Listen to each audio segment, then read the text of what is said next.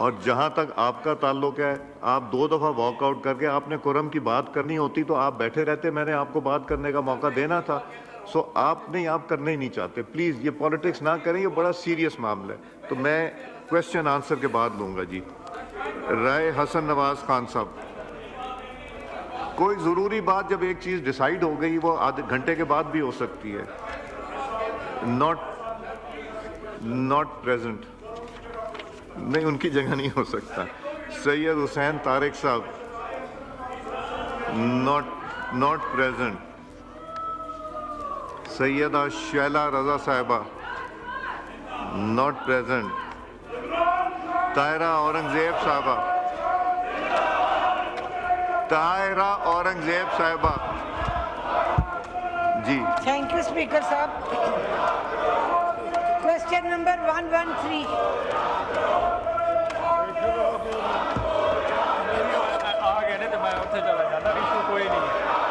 जी ताहिरा साहिबा सवाल कीजिए। ताहिरा क्वेश्चन साहब, नंबर 113। आंसर भी टेकन है, रेड सप्लीमेंट्री कीजिए। सुनाई कुछ नहीं दे रहा। कान में लगा लें। हमने अवाम के मसाइल के ऊपर भी तो बात करनी है जी। जी सप्लीमेंट्री कीजिए। मेरा ये क्वेश्चन है जी पार्लियामेंट्री सेक्रेटरी साहिबा से कि इस्लामाबाद में इन्होंने फरमाया है कि शाम की क्लासेस सिर्फ 23 स्कूलों में शाम की क्लासेस शुरू की जा रही हैं। 23 स्कूल तो बहुत कम तादाद में हैं, जबकि बच्चे जो स्कूलों से बाहर हैं उनकी तादाद तो हज़ारों में है। तो ये 23 स्कूल नाकाफ़ी हैं। और दूसरा मेरा इनसे क्वेश्चन है कि पंजाब गवर्नमेंट जिस तरह होनहार स्कीम के लिए स्टूडेंट्स को स्कॉलरशिप दे रही है, क्या ये सूबा इस्लामाबाद में भी ऐसी होनहार स्कीम शुरू करने का कोई इरादा है या नहीं? जी मोहतरमा फरक नाज अकबर साहिबा, पार्लियामेंट्री सेक्रेटरी। पार्लियामेंट्री सेक्रेटरी साहिबा,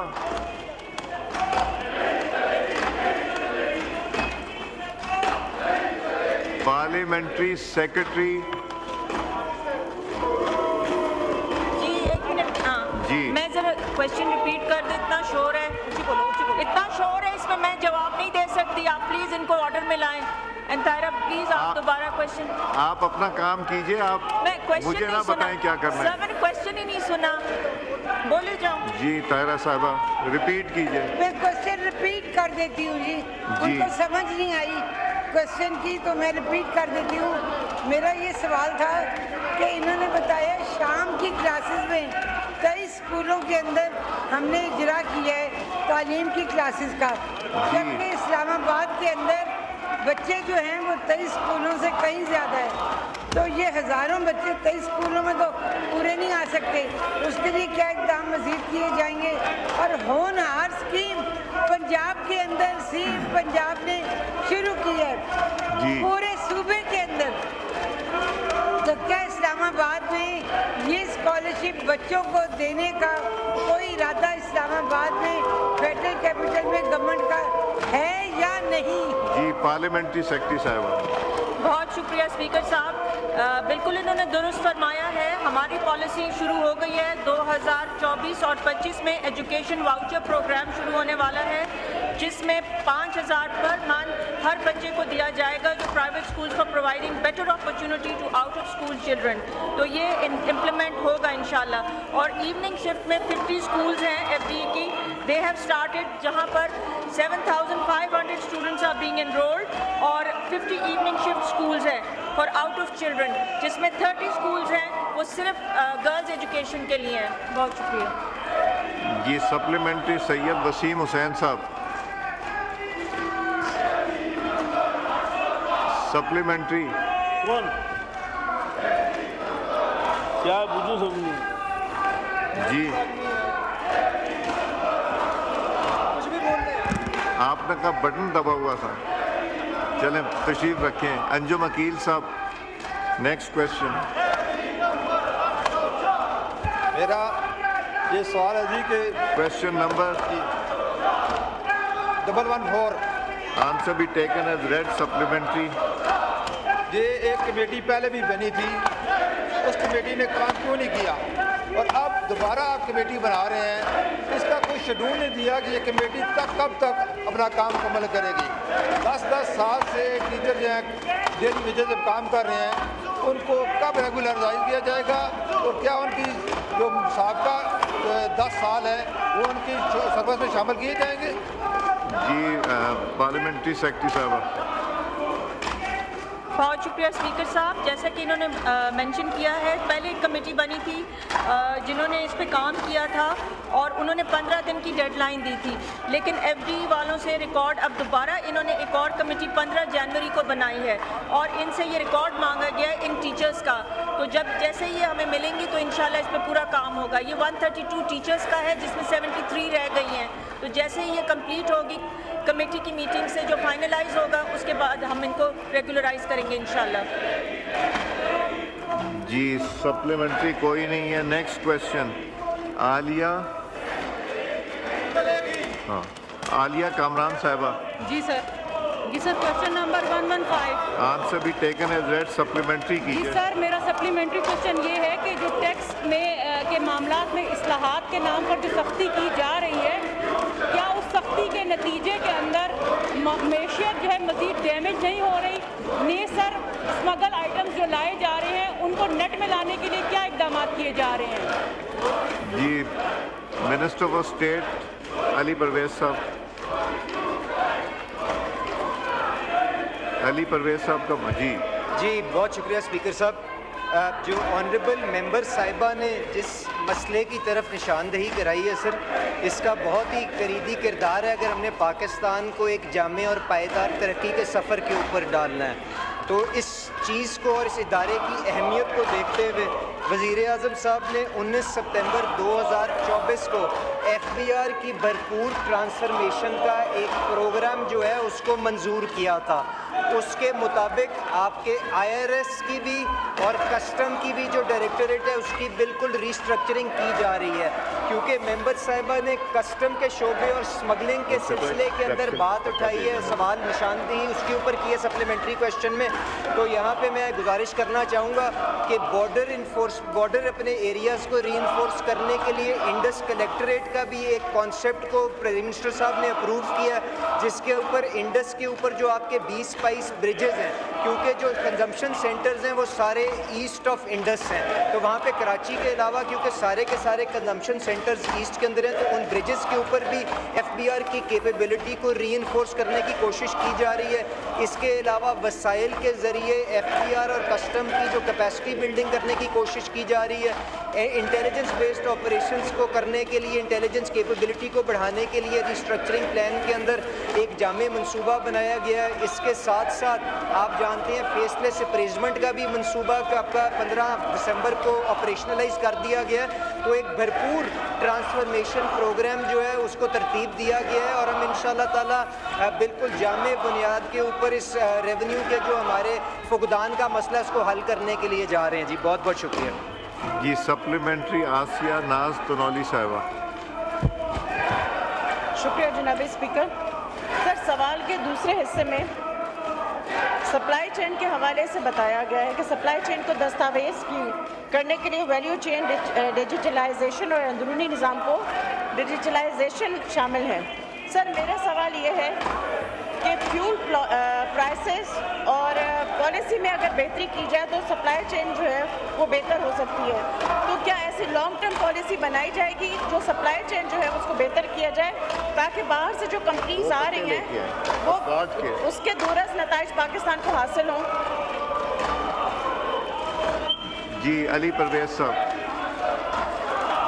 सर, ऑनरेबल मेंबर ने जो सप्लाई चेन की बेहतरी और उसको और फाल करने के लिए जो इनके अखराजात की कमी के लिए जो आपके तवानाई की कीमतों के घटाव की बात की है, ये तो मेरे ख्याल से इसके ऊपर तो बड़े जामे अंदाज के अंदर काम जारी है। और आप जानते हैं पेट्रोल की कीमतें जो तकरीबन 300 रुपये के ऊपर थी वो कम होकर 250 रुपये के ऊपर आ गई। इसके अलावा बिजली की जो कॉस्ट है उसको भी कम करने के लिए भरपूर कोशिश और काविश जारी है, पर क्योंकि यहाँ पे तो टैक्सेशन की जो चेन है उसके बारे में बात हो रही थी, तो हमने यहाँ पे उसकी डॉक्यूमेंटेशन के लिए जो इकदामात लिए हैं उसमें सेक्शन 236G और H का निफाज, जिसके अंदर वो सारे का सारा विद होल्डिंग टैक्स का डेटा निकाल के उनको किस तरह से आप डॉक्यूमेंटेशन की चेन के अंदर लाने के लिए कोशिश कर रहे हैं। तो ये सवाल तो उस हद तक महदूद था, पर जो सप्लाई चेन की वाइबिलिटी और उसको और फाल करने के लिए हुकूमत प्रोग्राम तरतीब दे रही है, उसके ऊपर अगर ये फ्रेश सवाल डाल दें तो हम भरपूर जवाब दे देंगे। और वैसे मैंने बता दिया है कि किस तरह से हमने उनकी जो कॉस्ट को कम करने के लिए, कॉस्ट ऑफ डूइंग बिजनेस करने के लिए पेट्रोल की कीमतों में पहले कमी ला चुके हैं। और वज़ीर आज़म साहब बहुत अनकरीब ही आपके बिजली के शोबे के अंदर भी जो इस्लाहात की वजह से जो कीमतें घटेंगी बिजली की, वो भी आपके सामने आ जाएंगी। जी बहुत बहुत शुक्रिया जी। इसका फ्रेश क्वेश्चन कर दीजिएगा। शुगुफ्ता जुमानी साहिबा, नेक्स्ट क्वेश्चन। शुगुफ्ता जुमानी साहिबा not present. Sharmila Sahiba Farooqui Hasham, next question, not present. Syed Waseem Hussain Sahab, Syed Waseem Hussain साहब अभी तो यहाँ तशरीफ रखते थे, चाय पीने गए? अच्छा, माइक खोलें जी।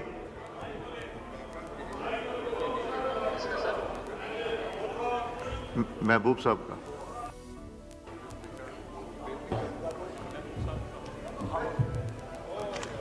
आप बात कीजिए। नहीं, मैं खुरम पॉइंट आउट करता हूँ जी। Count be made.